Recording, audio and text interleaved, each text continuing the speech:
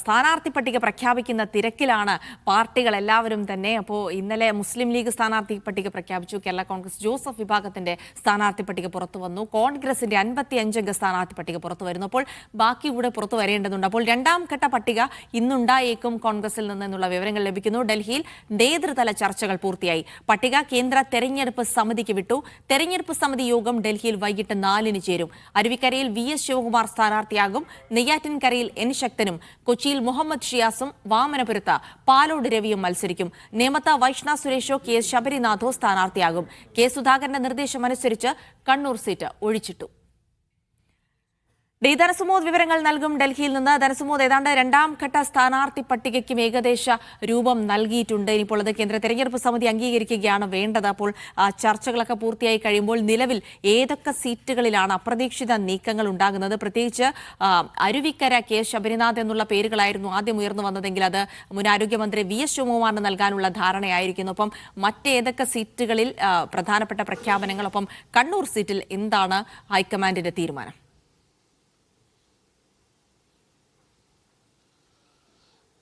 കോൺഗ്രസിന്റെ സ്ഥാനാർത്ഥി പട്ടികയുമായി ബന്ധപ്പെട്ട് ഒരു 95% പ്രശ്നങ്ങളും പരിഹരിച്ചു എന്ന് തന്നെയാണ് നേതൃത്വം അവകാശപ്പെടുന്നത്.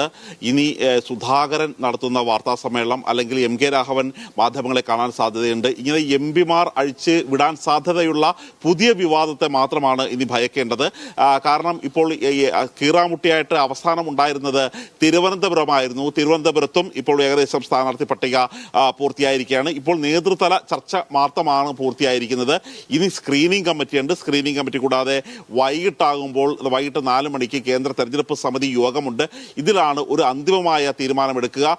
പല പേരുകളിലും ഭൂരിപക്ഷം സീറ്റുകളിലും ഒറ്റ പേരിൽ തന്നെയാണ് കേന്ദ്ര തെരഞ്ഞെടുപ്പ് സമിതിയിലേക്ക് പോകുന്നത്. പക്ഷേ അപൂർവം ചില കേന്ദ്രങ്ങൾ, ചില നിയോജക മണ്ഡലങ്ങൾ അത് പാനലായിട്ടാണ്, അത് 2 പേര്, ചില സ്ഥലങ്ങളിൽ 3 പേര് വരെ ഉള്ള ഒരു പേരുകളായിട്ടാണ് നിയോഗിക്കുന്നത്. അങ്ങനെ പ്രശ്നം പരിഹരിച്ചു എന്നുള്ള ഒരു ആശ്വാസത്തിലാണ് ഉള്ളത്.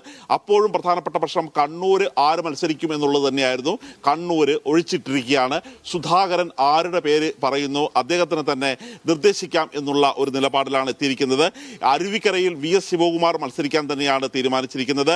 ഇതുകൂടാതെ നെയ്യാറ്റിൻകര സനൽ പാറശാലയിൽ, നെയ്യാറ്റിൻകരയിൽ ശക്തൻ നാടാർ, കൊച്ചിയിൽ മുഹമ്മദ് ഷിയാസ്, വാമനപുരത്ത് പാലോട് രവി, നെടുമങ്ങാട് CPIയിൽ നിന്നും കോൺഗ്രസിൽ ചേർന്ന മീനാങ്കൽ കുമാർ, വൈപ്പിനിൽ ടോണി ചമ്മനി, പട്ടാമ്പയിൽ ഷാജി, ഏറ്റുമാനൂരിൽ ജോസഫ് വാഴക്കൻ, ഇടുക്കിയിൽ 2 പേരാണ് ജോയ് വെട്ടിക്കുഴിയും റോയ് K പൗലോസും, ഉദുമയിൽ ഇതുപോലെ 2 പേരുകൾ തന്നെയാണ് പാനലിലുള്ളത്. ഒന്ന് നീലകണ്ഠനും 2 പ്രദീപ് കുമാറും.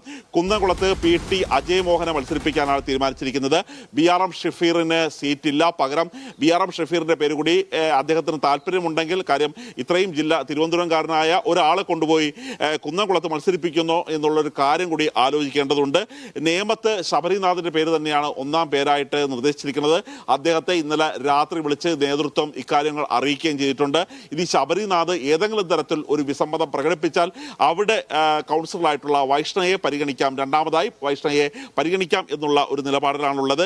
കോന്നിയിൽ സതീഷ് കൊച്ചുപറമ്പിലിനെ DCC അധ്യക്ഷനെ പരിഗണിക്കാം എന്ന് തന്നെയാണ് കരുതിയിരിക്കുന്നത്. കാരണം അടൂർ പ്രകാശ് ഉൾപ്പെടുന്ന ഒരു സമിതി തന്നെയാണ് ഇനി MPമാർ മത്സരിക്കേണ്ടതില്ല എന്നുള്ള തീരുമാനം എടുത്തിരിക്കുന്നത്. ആ തീരുമാനം ഹൈക്കമാൻഡിനെ അറിയിക്കുകയും ചെയ്തിരിക്കുന്നുണ്ട്. പക്ഷേ ശിവഗിരി മഠത്തിന് ഉൾപ്പെടെ ഉയർത്തിക്കൊണ്ട് അവരെ ഒരു സമ്മർദ്ദ ശക്തിയാക്കിക്കൊണ്ട് ഹൈക്കമാൻഡിൽ നേരിട്ട് ഒരു സമ്മർദ്ദം വരുമോ എന്നുള്ളൊരു കാര്യം കൂടിയാണ് ഇത് കണ്ടറിയേണ്ടത്. ഏതായാലും വരും മണിക്കൂറുകൾ കോൺഗ്രസ് സംബന്ധിച്ച് വളരെ നിർണായകമായിട്ടുള്ള സമയം തന്നെയാണ്.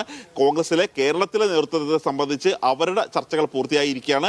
ഇനി ഇത്തരത്തിലുള്ള 2 സമിതികൾ മാത്രം, അതിൻ്റെ ഒരു കടമ്പ കൂടി ബാക്കിയുണ്ട്.